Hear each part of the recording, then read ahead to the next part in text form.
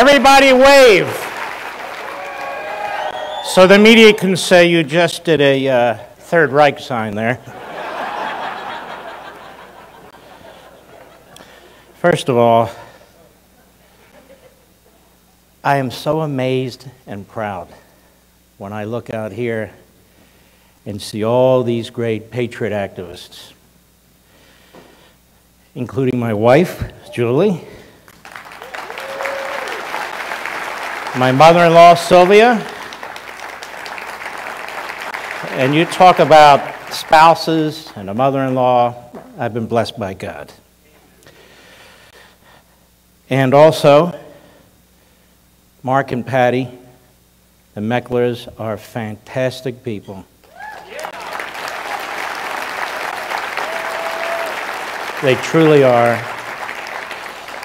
One of my great heroes, Mike Farris, is here. Way ahead of his time. We miss Senator Tom Coburn, of course. Folks, here's what I want to say to you. I got a lot of requests to speak.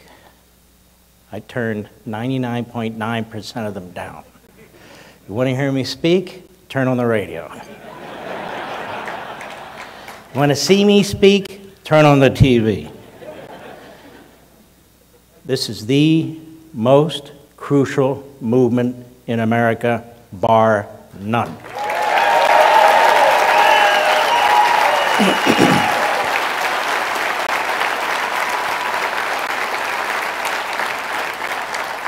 And you have great generals. It was just so awe-inspiring to watch you folks come up here and many of you back there, to see all of you, because I remember when Mark and Mike were starting their convention of states, and being basically in a telephone booth. You remember those, don't you? And I had written this book, and it started to take off. You've got 19 states. It's a lot of work to get 34, but they're already wetting themselves, aren't they? They're already concerned, aren't they? Oh, yes, all those patriots are getting together to change the Constitution.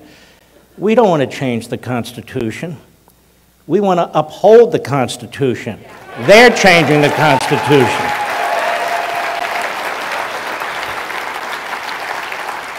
These people don't even believe in the Constitution. They don't even believe in American history. They've destroyed Madison's home. They've destroyed Jefferson's home. They're destroying our colleges and universities. They're destroying our public schools. They destroyed the southern border. They're destroying our currency and our economy. They're destroying our military. They've destroyed police forces across the country. We don't need lectures from them about us destroying anything. We are the ones that want to uplift this country and believe in this country.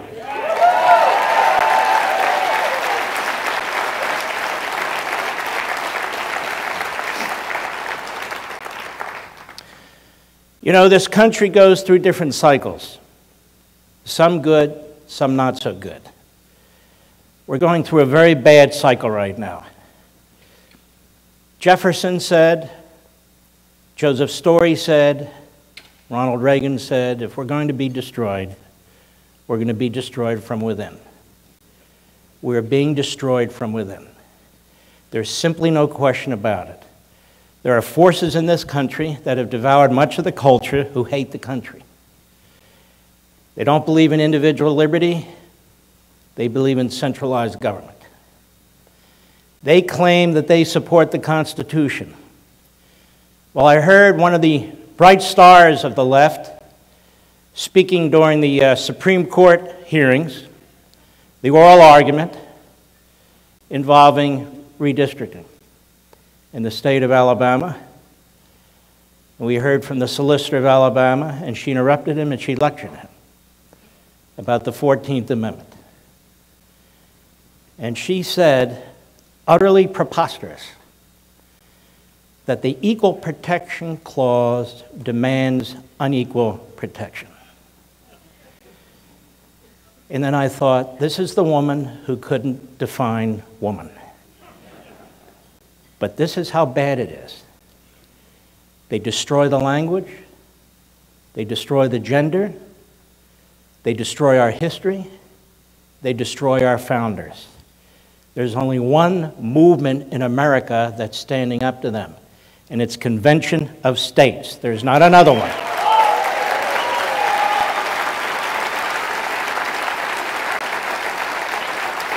We want our Constitution back, and we're going to take it back whether they like it or not.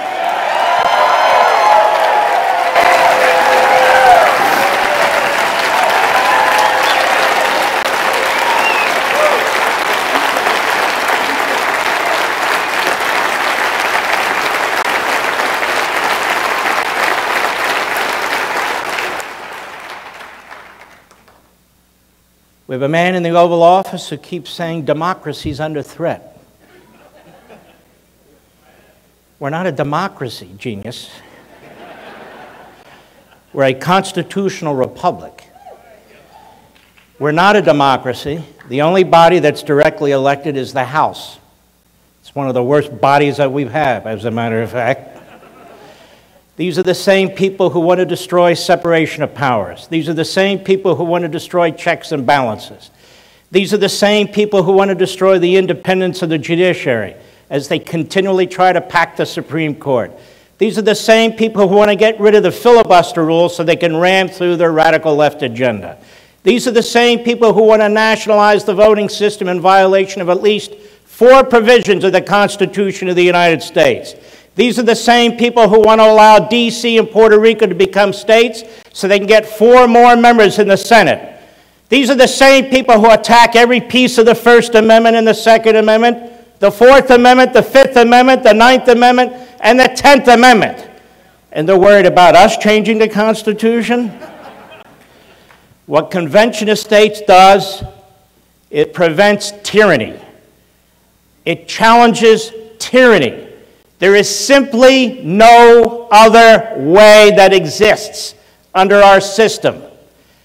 And it's crucially important.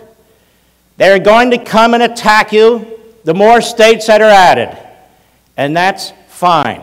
We're happy to engage them, but just be ready. This fight has only just begun.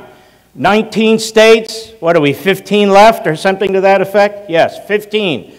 Well, when you hit 25, they're going to go through the roof, because then they're going to become nervous. They're already nervous, but they're going to become more nervous.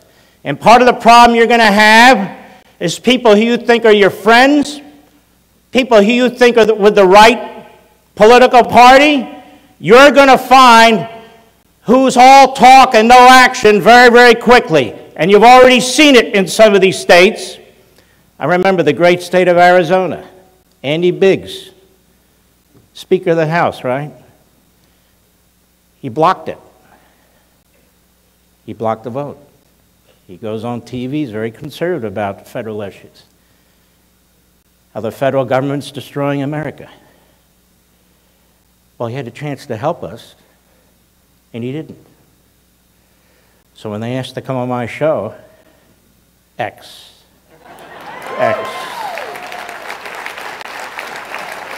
It's very simple. To understand this movement is to fundamentally understand the Constitution. You see, in order to be part of this movement, you have to at least know some of the Constitution. You have to know how to argue for the Constitution. You have to know the history behind aspects of the Constitution. You have to know who George Mason is and what George Mason did. You have to know all these things. You're more informed, self-educated, vibrant citizens, again, than in any other movement in this country, regardless of party, regardless of philosophy. It's very, very important. What was this, 11 years ago you started? 9 years. Feels like 11 in dog years. 11 years ago, you started. Nobody knew what Convention of States was, right, Mike? Nobody knew what Convention of States was. Now they know, or at least a lot of people know, and they're concerned about it. We spread the word. You people, you will be noted by history. Maybe not by your individual names in every instance, but you will be remembered. Because this is the movement that has stepped up to the plate. You are the people who stepped up to the plate. You don't seek fame. You don't seek glory. You seek to protect your country for your family and your kids and your grandkids. This is crucially, crucially, crucially important. Elections come and elections go. We can't win them all, although I pray to God we do, but we can't win them all. But even when we do, there are people in Washington who fear this movement the way they feared the Tea Party movement. They're okay with the way things are going. They just want to be in charge of the way things are going. They'll spend like drunken Marxists, just like the other side does, and they already have. They won't lift a finger to secure the border. They had their chance. Well, I guess Trump did, actually, but the others didn't really support it. So this is a battle really against the establishment. The establishment likes what's going on. Washington is not going to fix Washington, ever. The major parties are not going to fix Washington, ever. There's just too much going for them and against the rest of the country. So one of the things I wanted to do tonight is to make sure you understand that you're not the unknown wash or group mass out there who's pushing this agenda. Many of you are under the radar. That's where we want to be, as long as we can be. Many of you wonder as you toil out there if it's worth it. Let me tell you, there's nothing more worth it than this. And let me tell you one other thing. I hope I live to see, and I can't wait for the day when there is a convention of the states, and I can sit in the gallery,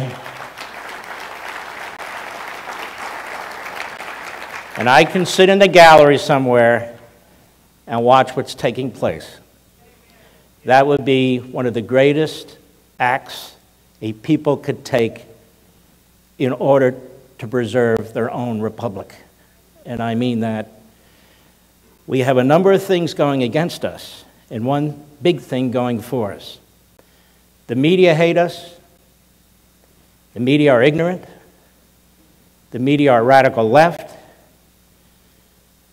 The colleges and universities hate us. They're radical left. Washington hates us. Radical left, whatever they are. But I believe God is behind us.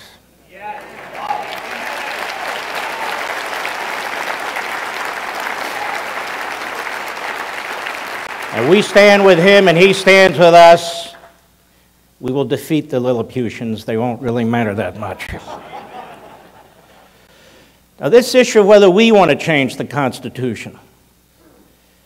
They have an ongoing constitutional convention in Washington, D.C. every damn day as they chip away at this document. Where did the government get the power to mandate vaccines on the American people? This is indicative of a huge problem. It's always understood that was a state issue. That was a state issue. Where did the President of the United States get the power to give $10,000 to every student who took out a loan? He doesn't have that power. How about the failure of an administration, a DHS, a Department of Justice, to secure the border under existing federal immigration laws, which they refuse to do? How about this idea of sanctuary cities and the nullification of federal immigration law? They're all for federalism if it gets them tyranny. They're all for centralized government most of the time because it gets them tyranny. We are a movement that seeks to blunt this. There's no other way to do it. And it's constitutional, and it's civil, and it's rational, and it's reasonable. When I started to write the book, The Liberty Amendments, I started to write against Article 5. Not that anyone would read it, but I write about what I want to write about. And as I started studying, I said, wait a minute, I'm on the wrong side of this damn thing. And the more I studied it, the more excited and passionate I became about it. And I said, this would be a fantastic movement to counter the counter-revolution in this country. What would the founders say? What would the framers at the Constitutional Convention say? Well, we know what some of them said. They're the ones who put it in there. They're the ones that adopted it. They're the ones who ratified it in the states. We're not doing anything bizarre or peculiar. We are following the Constitution. And unlike much of the establishment in Washington, D.C., that reads things that are apparently in invisible ink in the Constitution, this is in black and white, in plain English, in the Constitution. Anybody who wants to understand it can understand it. And Madison was right. There has to be another way to amend the Constitution. Otherwise, we could have tyranny. Because what's left of the people? There's no other way to do it. They don't even bother amending the Constitution anymore. They just change it. And they hope that the law won't catch up with them. That's how reckless this has become. Now, I said we go through cycles in this country. We're losing the country. The country is unraveling. We're losing our institutions. We are losing our traditions, even more so than 9 years ago. We're not at the precipice looking into the abyss. We're sliding into the abyss. This is no joke. This is incredibly serious. Our institutions are being destroyed. Even our state institutions are being destroyed. Our cultural institutions are being destroyed. Our families are under attack by the federal and state governments when it comes to parental rights. The family structure's coming under attack when it comes to all kinds of perversities that are being indoctrinated into your little kids. This nation's diversity, yet unity through diversity, is under assault with critical race theory and racism dressed up as an honest theory. American history is being rewritten. So the men who gave us the greatest nation on the face of the earth are treated no better than rabid dogs. They've taken over Madison's house, they've taken over Jefferson's house, they've taken over our classrooms, they've taken over the media. We are facing the demise of America as we know it today. I am not kidding. I've been an activist since I was 13 years old. I'm 65. I have never seen anything like this in my life. Even the United States military is under attack from within, as are police under attack from within. Well, people say to me, why does that party want to destroy America? Don't they have children?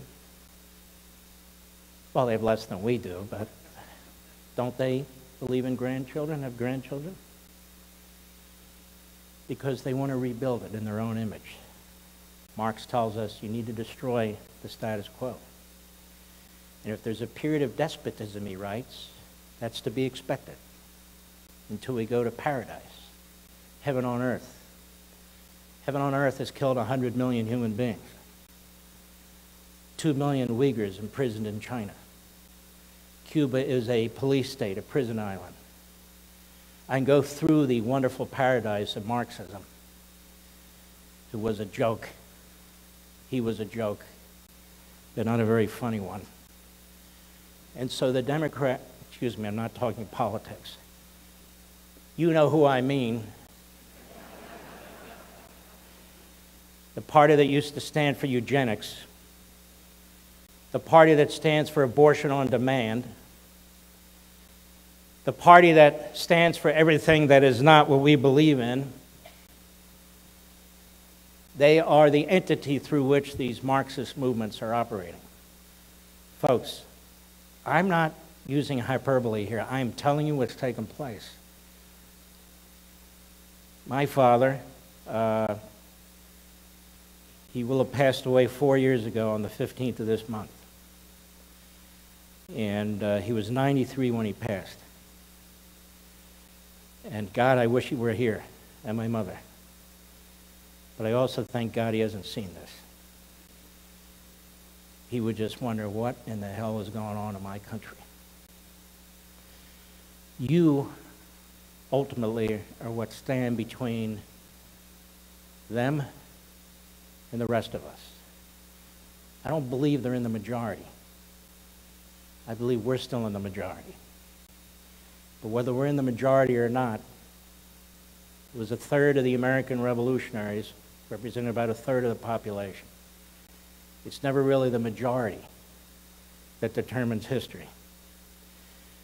You should, if you don't, think every day as you volunteer of Independence Hall, the Declaration of Independence.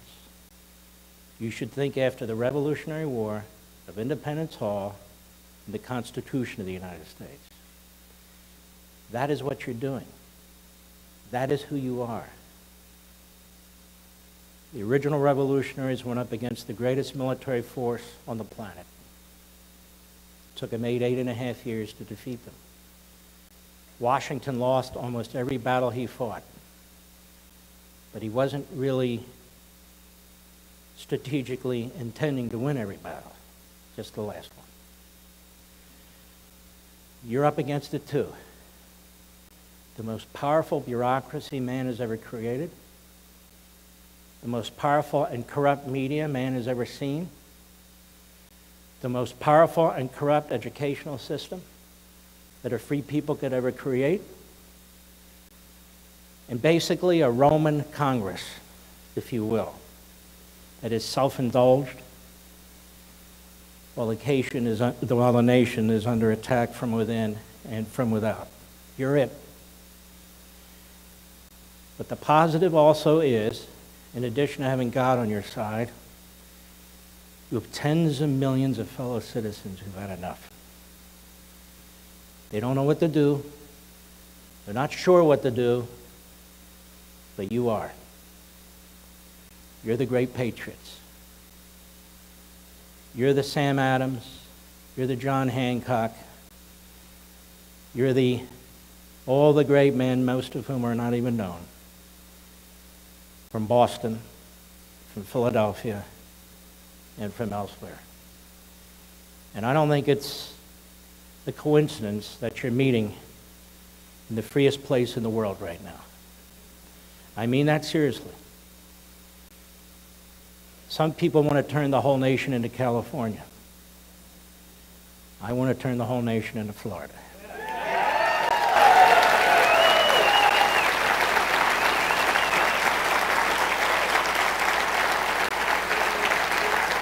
My time is up. God bless you, folks. I just couldn't sit by anymore and do nothing. I always said I hated politics, but I found out that you can't really change things if you don't get involved. What we're looking for is somebody that has the heart and wants to help save their country. It's just the nicest group of people that I've ever worked with.